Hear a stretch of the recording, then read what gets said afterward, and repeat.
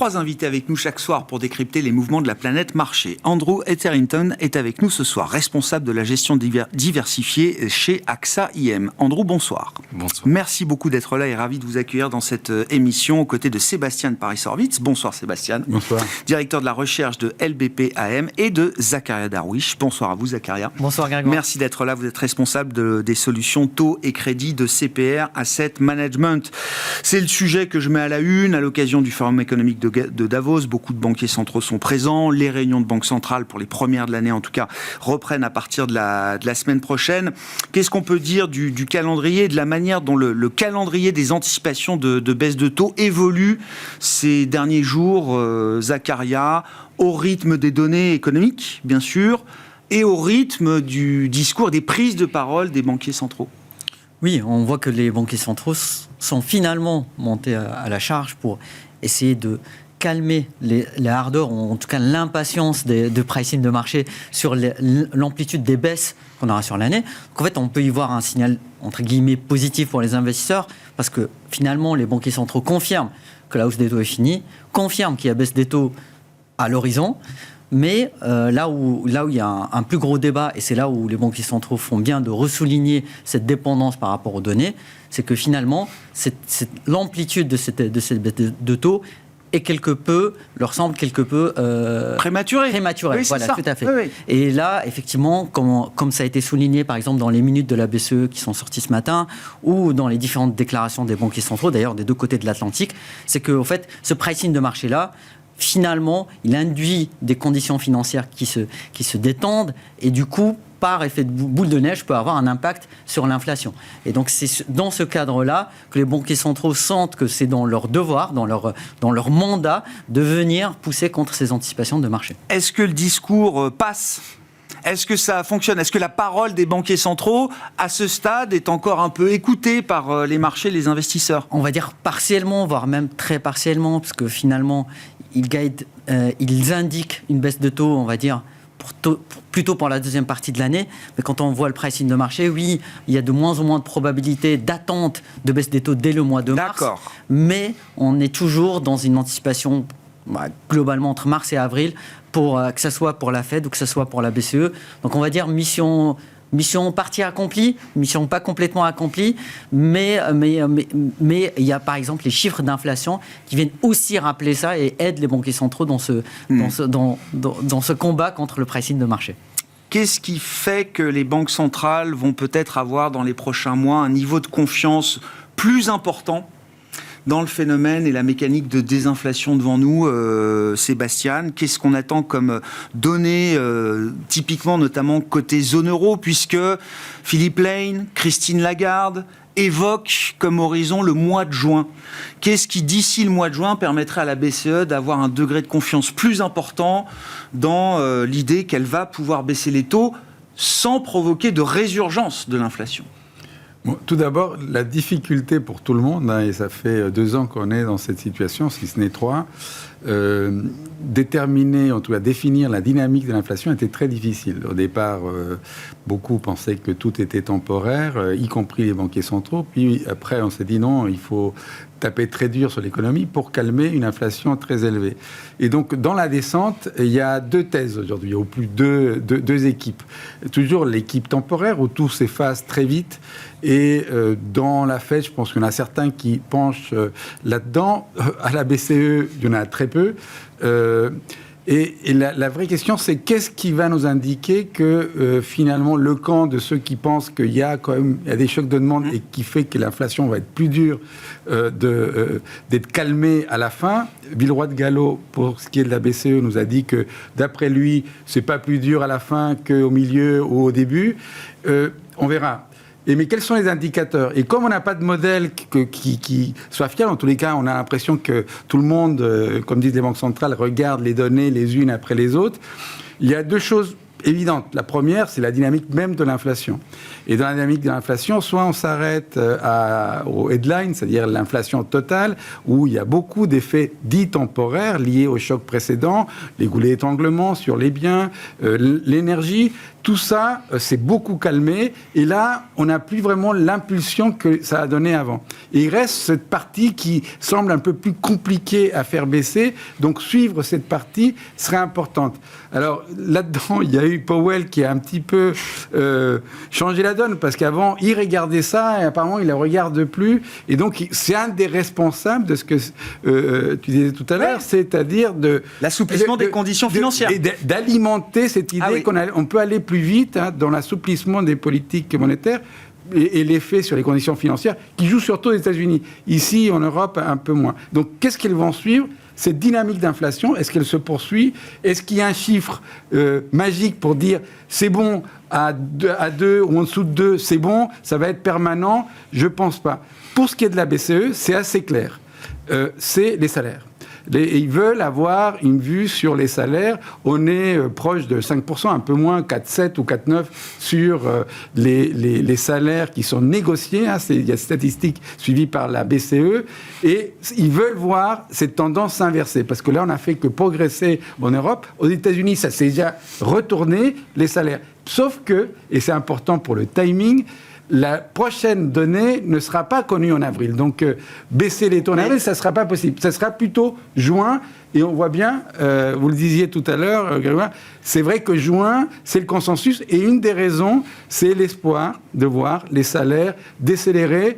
Et donc, se dire, voilà, si l'inflation baisse elle-même, ce qui est le cas déjà, si les salaires en plus baissent, ça veut dire qu'on reste attaché, en tout cas en Europe, à des indicateurs très retardé de ce point de vue-là. Tous les wage trackers qu'on peut suivre, et la BCE suit elle-même des indicateurs de salaire en temps réel ou quasiment, tous ces indicateurs-là nous montrent que les salaires sont amenés à baisser. Oui, que la récession en Allemagne va sans doute émousser un petit peu le pouvoir du salarié face à l'entreprise, et que dans les futures négociations, on connaît en plus la responsabilité des syndicats allemands vis-à-vis des entreprises dans lesquelles ils travaillent. On peut imaginer quand même que les demandes ne seront pas celles qui ont pu être il y a un an ou deux. Mais convaincre les hawks, comme on dit, les plus... Il faut des évidences dures. Il faut des évidences dures. Et vous avez raison, et c'est un élément essentiel. En Europe, ça fait 1 an et demi qu'on souffre. On a une croissance extrêmement faible. Il n'empêche, le taux de chômage reste très faible. Aux États-Unis, la donne est très différente. Donc, les salaires qui décélèrent déjà, ça ne sera peut-être pas suffisant. Et pourquoi ça ne sera pas suffisant ? Parce que, comme on le disait, les conditions financières se sont améliorées. On a vu les statistiques sur les logements aujourd'hui. On voit bien que l'économie américaine est plus résiliente, résiste davantage. Est-ce qu'elle va résister beaucoup plus qu'attendu, voire repartir, notamment si les largesses fiscales continuent? Je pense que c'est une vraie inconnue pour la Fed. Et donc, une économie qui a été en surchauffe, qui reste, d'après nous, encore un peu en surchauffe, surtout avec ce taux de chômage, ça va être plus compliqué de faire cette analyse. Les prix tout seuls peuvent suffire peut-être pour la Fed, qui semble à nouveau avoir, en tous les cas, M. Powell, mettre ce put, on dit, cette idée que la Fed est derrière les marchés et que quand même on va plutôt privilégier la croissance que l'inflation. C'est possible, et peut-être, mais ils peuvent tirer avant. Nous, on continue à penser que ça sera plutôt l'été et beaucoup moins que ce que pense le marché en termes de baisse de taux. Comment vous jugez cette situation, Andrew, et comment vous vous positionnez par rapport aux attentes du marché, et puis votre conviction d'une certaine manière? Est-ce que vous estimez que la BCE prend un risque avec une inertie trop forte peut-être dans le réglage et l'ajustement de sa politique monétaire, et qu'à l'inverse peut-être Jérôme Powell rouvre le risque Arthur Burns? Il nous parle depuis 2 ans de Arthur Burns, ce banquier central pré-Volcker qui a eu le malheur d'abandonner un peu trop vite la lutte contre l'inflation et qui a provoqué une résurgence d'une grande crise inflationniste que Volcker a dû enterrer ensuite. Notre position aujourd'hui, ça se situe plutôt vers le discours de la Fed. C'est qu'on n'a pas besoin d'avoir 150, 160 BP d'assouplissement de normalisation des taux. Parce que c'est juste une normalisation qui était faire face à une situation exceptionnelle d'une inflation non maîtrisée, mais importée. Donc, aujourd'hui, on attend plus que le marché prend plus de conscience de de ce qui est dit par Powell et Waller. Oui, Chris Waller, gouverneur important de la Fed. Pur et dur, qui avait assoupli un petit peu son discours à la fin de l'année dernière, qui a provoqué un mouvement important sur la partie courte de la courbe US. Hyper important, Andrew. Waller, avant Powell, a été le premier à décrire une fonction de réaction de la Fed qui ne serait pas celle d'une baisse des taux ou d'une simple baisse des taux, mais d'un recalibrage naturel de la politique monétaire. Oui, donc il a dit à peu près le contraire cette semaine, dans la mesure où il a calmé les esprits, comme elle a fait Madame Lagarde, à juste titre, parce que pourquoi juin, il faut avoir les chiffres des économistes de la BCE. Ils vont rien faire sur juste entre deux meetings sans les projections. C'est tous les trimestres. Ouais. Et donc, ils auraient pu récupérer toutes les données de toutes les régions. Pour cela, je crois qu'il faut avoir un peu plus de pragmatisme. Donc, le marché, sur la fin d'année, a exagéré un petit peu ses anticipations parce que le marché se retrouvait sous-pondéré sur l'ensemble des classes d'actifs, les taux et les actions. Donc, il y avait un peu d'euphorie dans le mouvement à la fin d'année. On a un peu de consolidation. On n'est pas du tout dans une contraction. On souhaite, nous, d'accompagner la consolidation. Le point de vue, pour nous, perspective, c'est plutôt positive. La normalisation des taux n'a pas besoin de 150 BP. Oui, je comprends. 3 baisses, ça va maintenir la croissance aux États-Unis, mais il ne faut jamais oublier que le BCE a qu'un seul mandat, c'est la stabilité des prix, et tant que les salaires ne rattrapent pas, parce que les salaires en Europe, les négociations sont retardées par rapport à ce qu'on voit aux États-Unis, c'est plus dans l'esprit des Shunto au Japon, ça prend du temps, c'est plus organisé. Il faut savoir, il y a un rattrapage à faire sur l'inflation de l'année dernière, donc ils ont besoin au moins de juin pour voir ça. Moi, ma grande question, au-delà du timing et du calendrier des baisses de taux, c'est qu'est-ce qui va se passer après la première baisse de taux de la Réserve fédérale américaine, notamment sur le plan du marché. Puisque là, si je comprends bien, le marché se dit que tant que les banques centrales n'ont pas besoin de baisser les taux, on reste dans ce régime un peu prix, profit, tout va bien, on va voir les résultats des entreprises, etc. Le marché action n'a pas tellement baissé depuis quelques semaines maintenant. Est-ce qu'il faut imaginer un régime de marché différent après la première baisse de taux de la Réserve fédérale américaine ?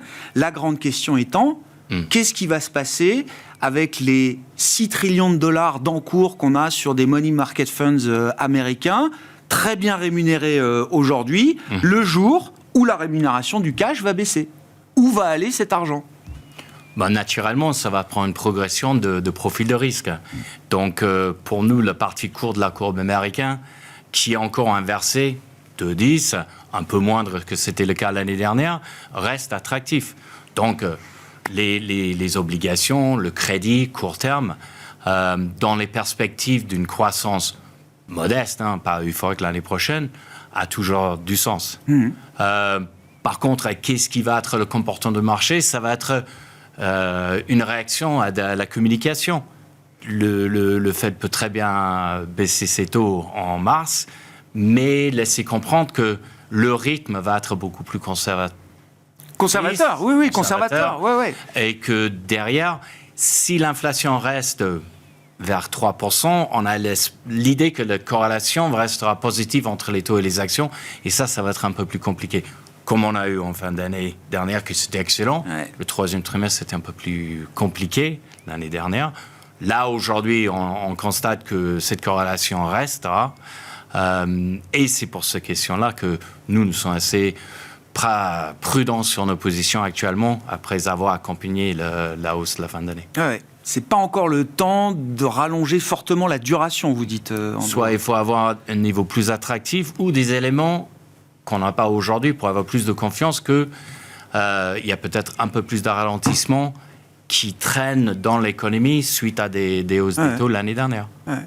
Et pourtant, Zaccaria, on a vu une demande stratosphérique pour des émissions d'emprunt d'État en zone euro, par exemple, sur du long, du 10, du 15, du 30, je crois, oui, tout à même. Fait. Tout à fait. Donc, il y a quand même, d'un côté du marché, pour certains, un appétit pour la duration aujourd'hui, presque même un foment sur la duration quand on a vu les résultats de ces émissions obligataires. Oui, les émissions, surtout les émissions d'État, il y avait une crainte qui a été identifiée en fin d'année dernière, c'est qu'une certaine saisonnalité en fait, sur les 2 mois de l'année de refinancement de la dette publique. On se disait, est-ce qu'il y aurait les investisseurs en fait, pour faire face à cette demande? Oui, ils étaient là et ils étaient quasiment à 10 fois de ce qui a été émis comme papier.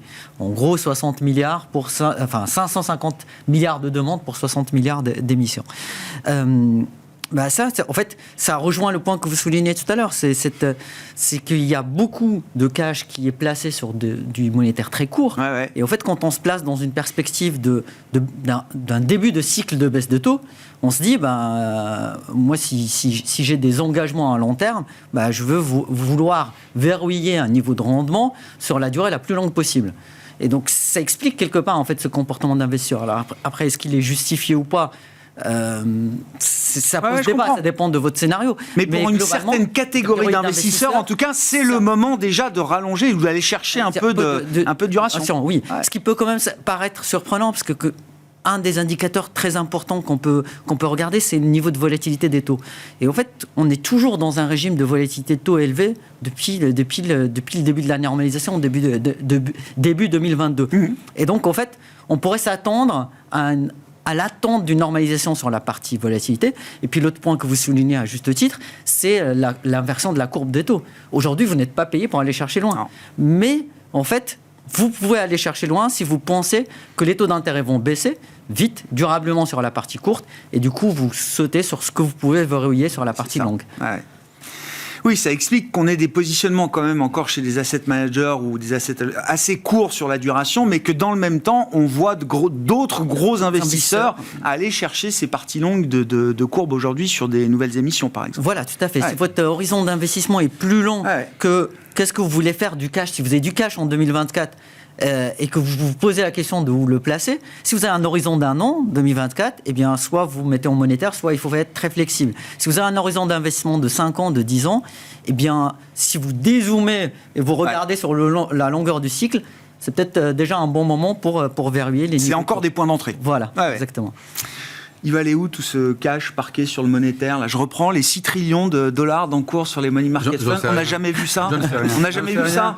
Ou les 18% d'épargne en France et en Allemagne. L'expérience des marchés, suivre les flux, c'est pas forcément ce qui permet de gagner beaucoup d'argent. Là, on constate ce qui s'est fait. Les marchés, c'est pas l'économie. On le voit que même quand on souffre, les gens trouvent des endroits où placer l'argent. Si on regarde les taux, en Europe en particulier, un des mouvements, et Zacharias il a raison de le dire, parce que beaucoup de gens sont rentrés sur, notamment la dette italienne. Il y a eu beaucoup d'émissions, c'est-à-dire que c'est normal, c'est le début d'année, il y a toujours beaucoup d'émissions. Les gens sont quand même allés chercher ça, parce que si on se dit que les taux vont baisser, et moi je veux quand même, je promis à mes clients un rendement un peu plus élevé, je vais aller chercher de loquer des taux plus élevés, et il se trouve que malgré ces spreads qui sont quand même très faibles de la dette italienne par rapport à l'historique, c'est quand même le plus attrayant. Ils émettent beaucoup, mais nous on y va, c'est la plus grosse dette, et donc je pense que ça explique ce geste pavlovien. Je sais pas, est-ce qu'il y a un ancrage de long terme? Quand on regarde l'inflation, l'anticipation de l'inflation à long terme en Europe, on se dit c'est à l'équilibre. C'est ce que dit la BCE. De même aux États-Unis d'ailleurs, les anticipations d'inflation ont très peu bougé au cours de la dernière période. Tout se joue sur cette idée. Le roi de Gallo en a parlé, le fameux R étoile ou le taux réel à long terme, qui est un concept que la plupart des gens ne comprennent pas. Mais bon, c'est quand même important d'avoir un ancrage. Qu'est-ce que valent les choses en termes réels? Qu'est-ce que ça me rapporte? Et c'est vrai qu'aujourd'hui, les taux réels ils ont baissé beaucoup en Europe. Aux États-Unis, ils restent plus élevés. Où on va? On a quand même nettoyé beaucoup aux États-Unis. On était à plus de 2 quand on est arrivé à 5. On est tombé à quoi? Moins de 2, 1,8 oui. Donc il faut quand même chercher des choses qui rapportent de l'argent. Est-ce que la tendance en termes de flux, c'est que des hordes d'argent vont sortir du court terme pour aller se placer sur les courbes plus longues? Peut-être, mais il faut que beaucoup de choses changent. Je sais pas, sur les matières premières, sur autre chose, j'en sais rien. Hein, une chose qui peut marcher, c'est nos économies qui souffrent davantage. C'est-à-dire, si on a une récession où les choses se détériorent, c'est sûr que vous aurez beaucoup d'argent qui va aller sur les parties longues, parce que là, on va anticiper des baisses très fortes, parce que les taux réels vont beaucoup baisser. Aujourd'hui, je ne sais pas, je pense, comme Andrew, que les gens vont rester un peu parqués sur du court terme. Il y aura des petites doses ici et là, il y aura beaucoup de spéculations. Quand on dit que le marché exagère, c'est qu'il exagère, donc il y a forcément de la spéculation. On veut mettre la pression parfois sur les banquiers centraux pour obtenir le cadeau qu'on cherche. Là, je pense que c'est toujours le cas. Donc, nous, on est un peu prudents, mais c'est vrai qu'on est à peu près à nos objectifs sur les parties longues. Et on ne veut pas prendre beaucoup plus de risques, donc on est assez... on essaye d'être assez réactif dans les petites variations, cette volatilité qui reste très forte au niveau obligataire, et puis après, aller voir où on peut prendre du risque. Hein. Comme disait Andrew, bon, les marchés actions ont très bien fonctionné. Il n'empêche quand même, quand on regarde les États-Unis, vous avez cette valeur qui ont emporté tout le bébé. En Europe, ça a été différent, mais pareil, il y a quelques secteurs qui ont tout emporté. À la fin de l'année, on était content de voir quand même enfin des secteurs qui valent très peu cher, comme les small caps qui ont réagi, mais ça reste pas cher. Qu'est-ce qui est vraiment pas cher? Parce qu'on ne sait pas quel est le cycle. Si ça se normalise, si nous, on a un scénario où quand même la croissance, elle n'est pas géniale, et surtout, c'est dur de voir comment elle va accélérer. À part l'avantage d'une politique monétaire qui s'ajuste simplement ou accompagne l'inflation, d'où vient le redémarrage? Qui s'est ajusté dans ce cycle? Qui s'est ajusté? C'est pas les ménages, le chômage est resté très faible. C'est pas les entreprises, les marges restent... Qui s'est ajusté? Donc, d'où vous allez chercher la source? Les États peuvent-ils encore dépenser? C'est vrai qu'on veut beaucoup dépenser sur la transition énergétique, plein de choses. Est-ce qu'on a l'argent? Les États-Unis ont une dette, hein, rappelez-vous. Avant la crise, Covid... Il y a de l'épargne à mobiliser. C'est bien tout le sujet aujourd'hui des États face à ces enjeux de financement demain. De l'épargne privée, une épargne privée, et elle est là, et cette épargne accrue parce que l'État a des épargnés comme un fou. C'est-à-dire que les États-Unis ont accru leur dette de 15 points de PIB. Ah ouais. 15 points de PIB. Donc, on dit, hein, c'est la numéro 2 du FMI qui l'a dit, les États-Unis, c'est vrai, personne, il n'y aura pas de défaut, etc. Il n'empêche que quand les États-Unis vont venir refinancer tout ça, etc., ça va pomper de la liquidité de partout. Il faut bien que quelqu'un mette de l'argent. Est-ce que des émergents vont souffrir? On aura des crises chez les émergents parce que eux, l'argent n'est pas là ou ça coûte trop cher? Je ne sais pas qu'est-ce que ça va créer. Donc, vous parliez de l'après. Je pense qu'on a plein de questions. La réponse triviale, c'est que nous, on est assez d'accord. On a un scénario où les choses se stabilisent, les taux vont baisser, l'inflation va baisser. Chacun a un peu le timing différent. Nous, on le voit un peu après, modéré, mais on ne voit pas d'accélérateur. Et il y a beaucoup de questions sur les fragilités qui peuvent ressortir de ça. En partant par les entreprises. Écoutez, les entreprises ont accumulé beaucoup d'argent et aujourd'hui, bien qu'elles reviennent, si les taux restent un petit peu élevés, le coût qu'ils auront à supporter beaucoup plus élevé, les marges vont souffrir. Comment ça se passe dans une gestion diversifiée, justement, Andrew, dans un portefeuille équilibré, effectivement, notamment sur la partie obligataire? Vous le disiez tout à l'heure, on reste pour l'instant court en duration. Est-ce qu'il y a un risque structurel, même sur la poche obligataire, dans le sens où les émissions des États sont amenées à être tellement importantes devant nous? L'effet supply va être un facteur de plus en plus déterminant dans la fixation du prix des taux et des taux longs, notamment. Historiquement, je trouve qu'on a beaucoup plus parlé de l'effet de supply qu'on a vu sur le marché. L'effet début de l'année, historiquement, on a toujours beaucoup d'émissions étatiques et corporate. Ouais. Ça s'absorbe sans trop de problèmes. Les États, ils ont trouvé d'autres moyens pour se financer. On en a parlé des BTP, extraordinaire l'année dernière, comment ils ont pu se financer. Bon, C'est pas... Auprès des particuliers, des grands Auprès des emprunts particuliers. nationaux, Auprès en des retail. Italie, Portugal, Belgique, il y en a eu Exactement. un peu partout en Europe. Il y a des pays qui ont cette culture-là. C'est pas cela qui vous inquiète le plus. Qui m'inquiète plus. Ouais. Non, c'est surtout une question de crédibilité. Et je crois que comme quelqu'un a dit une fois, comment est-ce que vous vous trouvez bankrupt graduellement et puis soudainement. C'est pas le cas pour les États-Unis aujourd'hui. Il y a des choses qui peuvent se passer peut-être vers la fin d'année où il y aura un peu de changement d'état d'esprit. Mais le clé, c'est qu'il y a beaucoup d'épargne à l'échelle mondiale.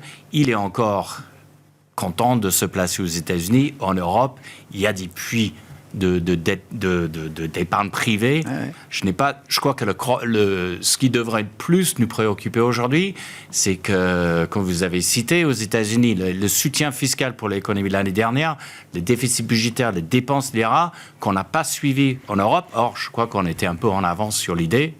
Et on a de l'argent qui reste disponible, qui n'est pas dépensé pour les questions politiques. C'est peut-être là où il faut poser plus de questions. Parce que le financement, il est présent. Et ça veut dire quoi, Andrew, vous en tant que gérant diversifié, et notamment géranto, vous préférez voir une situation à l'européenne? On a eu l'idée d'abord, mais c'est vrai qu'on est aujourd'hui peut-être dans un moment où on veut remettre un peu d'ordre dans les finances publiques. C'est un peu le sens quand même des règles européennes qui sont remises sur la table.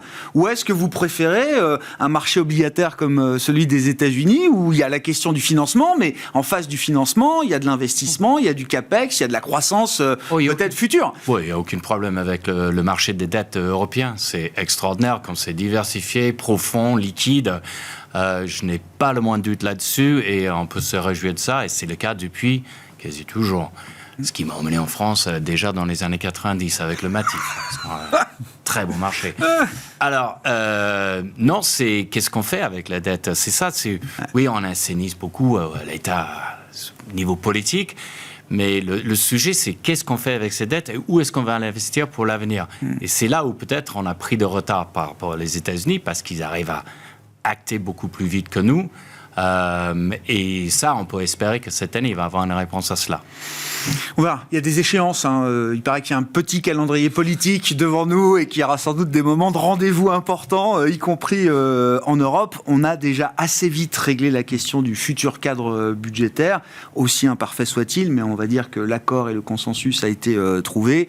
Prochaine séquence, évidemment, les élections européennes et la formation de la nouvelle commission et des nouvelles, des institutions et du renouvellement des institutions. Sur la partie corporate, crédit, Zakaria, est-ce qu'on voit des entreprises continuer à prendre un peu d'avance sur leur programme de financement ou de refinancement, là aussi?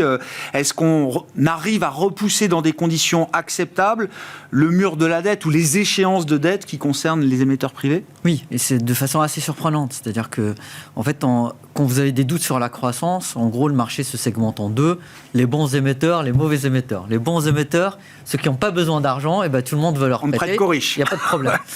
Les mauvais émetteurs, en général, donc toute la cote de ce qu'on appelle le high yield, le haut rendement, en général, ils n'arrivent pas à se financer. Et c'était là, au fait, où il y avait la question, c'est qu'en 2022, le marché de financement de cette catégorie-là était quasiment fermé.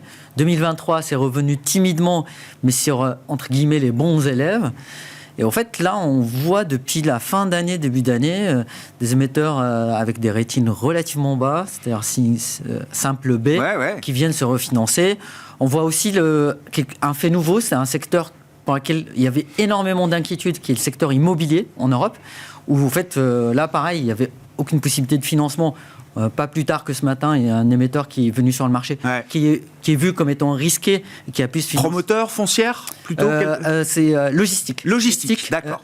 Qui est venu se refinancer de façon vraiment avec des conditions acceptables, très acceptables, très bonnes. Voilà. Et donc en fait, au final, ce mur de la dette, il est déjà en train de se redéplacer. On pousse l'échéance qui était 2024-2025. On est en train de se refinancer sur de plus en plus long. Reste une seule partie de la cote, mais vraiment les très très mauvais élèves, le triple C, où là, en fait, ce marché-là est fermé depuis 2022. Et là, en fait, il y a une partie qui est partie sur ce qu'on appelle du financement sécurisé. C'est-à-dire, en fait, on emprunte de l'argent, mais on donne des gages, pour simplifier, de l'hypothèque. Et ils arrivent à se refinancer, mais avec des conditions beaucoup plus chères. et une partie qui attend peut-être cette baisse des taux d'intérêt, de relax des conditions financières. Et c'est sur cette partie-là d'où viendra probablement la hausse des taux de défaut.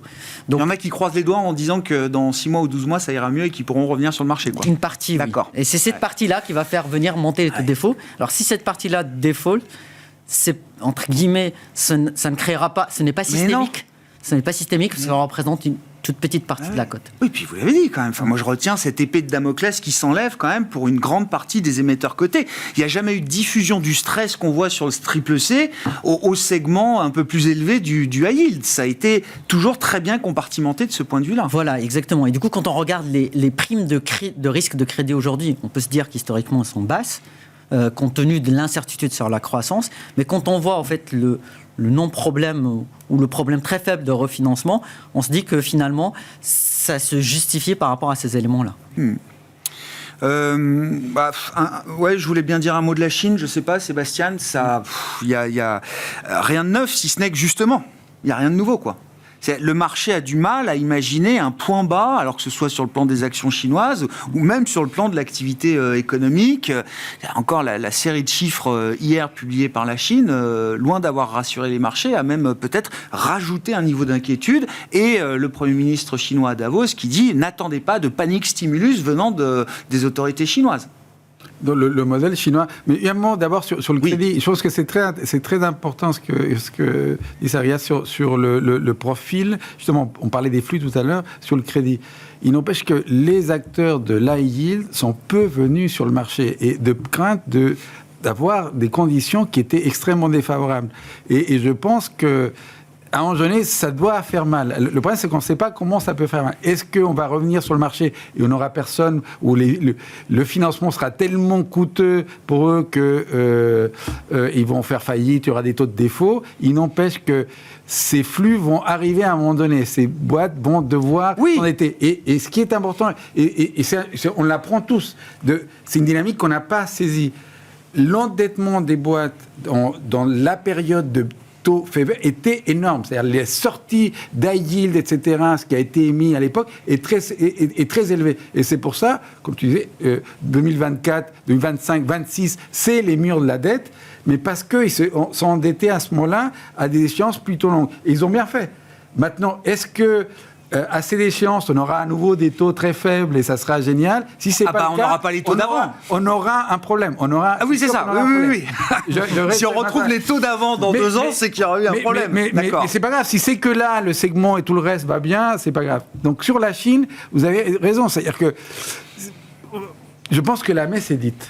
Les Chinois ont changé de stratégie et ils ne vont pas changer de stratégie à nouveau pour faire plaisir à quelqu'un. Le risk-reward a changé. C'est plus le même référentiel qu'il faut avoir en tête. Je pense que c'est fini. Et donc la valo des actions chinoises, on ne peut plus la... Ça, je ne sais pas.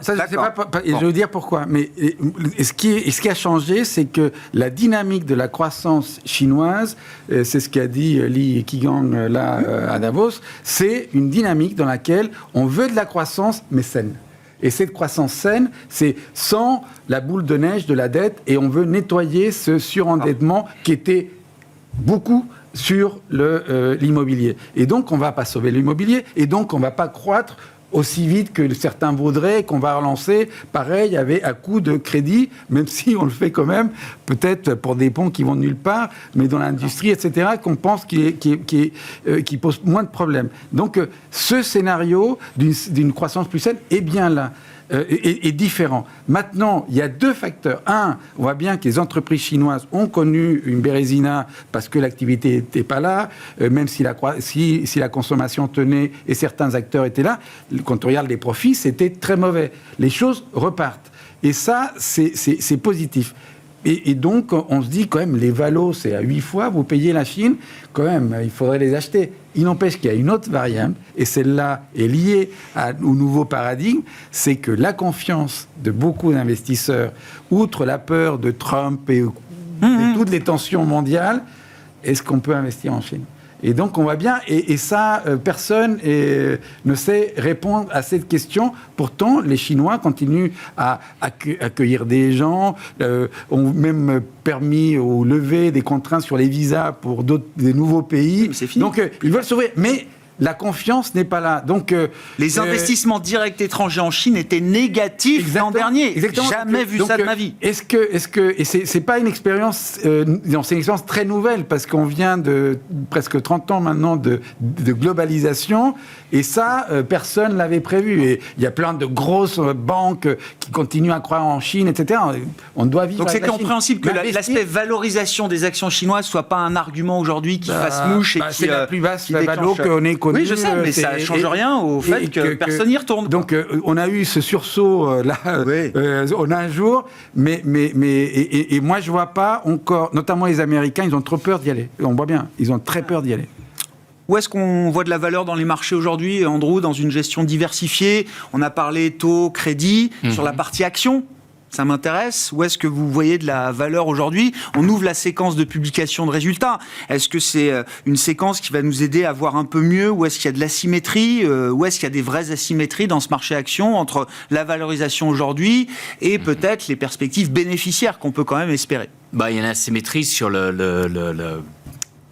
sur ce qui s'était produit l'année dernière avec les 7 valeurs qu'ils ont amené toute la performance. Nous attendons que une année avec une croissance un peu plus modeste, mais un peu plus élargie en termes des valeurs boursières. Ça peut s'étendre jusqu'au petit capitalisation. Beaucoup de monde en parle aujourd'hui. Pour moi, c'est un peu en dehors de ma expertise. Je trouve qu'ils ont fait un très bon rebond d'une valorisation très déprimée en Q4. Est-ce que ça va se reproduire avec un peu moins de croissance? Probablement pas. Pour vous, c'est déjà suffisant. Le rebond des small caps, de votre point de vue, c'est déjà... On a déjà eu un épisode. Qu'est-ce qui va être catalyse pour un deuxième? Tandis qu'on a un peu moins d'inflation, donc ça gonfle un peu moins les earnings. Et l'activité reste un peu étonne. On a des côtés positifs, surtout pour l'Europe, c'est qu'il y a beaucoup d'épargne. Il faut juste inciter les gens à dépenser. Je ne sais pas comment ils vont faire ça. Mais personne ne sait, Andrew. Mais l'asymétrie le plus intéressant en termes de gestion diversifiée, c'est dans l'optionalité aujourd'hui. Parce qu'on a une boulevard entre ce que les banques centrales ils disent et ce que le marché peut presser. Parce que les 150 BP d'attente, c'est juste une pondération de beaucoup de scénarios, et quelques scénarios là-dedans sont quand même assez noirs. Donc, aujourd'hui, la volatilité est très peu pricée. C'est encore très cher sur les taux, historiquement, mais sur les actions, c'est assez déprimé. Bon, il faut avoir raison dans le timing, mais pour les 3 à 6 mois à venir, il peut y avoir encore des épisodes comme on a vécu l'année dernière, à partir de juillet. C'était pas juste un superbe rebond à la fin d'année. Non. Ça a rattrapé ce qu'il avait déjà perdu sur les 3 mois, sur les taux comme sur les actions. Donc un peu d'optionnalité, c'est pas cher. Après, c'est produit dans les marchés de devises. Un mauvais scénario, ça va donner un peu de valeur au dollar. Il est pas très peu cher actuellement. Je trouve un petit. Il est peu cher actuellement, le dollar. On trouve qu'il n'est pas très cher par rapport à pas mal de scénarios à la marge. J'entends, ok, oui, effectivement. Oui. Et puis, il y a beaucoup d'optionnalités sur le Japon. Bon, un peu moins de visibilité, un peu comme le Chine. Après, voir comment le BOJ va réagir cette année. Comme on avait loupé l'année dernière, comme avec la Chine, je parle des marchés dans l'ensemble, mais il va y avoir un moment où il va y avoir une accélération sur les valeurs là-bas. Donc, c'est intéressant. Le momentum japonais, action japonaise, il est encore intact aujourd'hui. Et surtout le devise. Donc, ça va. Et n'oublie pas les taux, qui a le cimetière de la plupart des géants depuis tous les temps.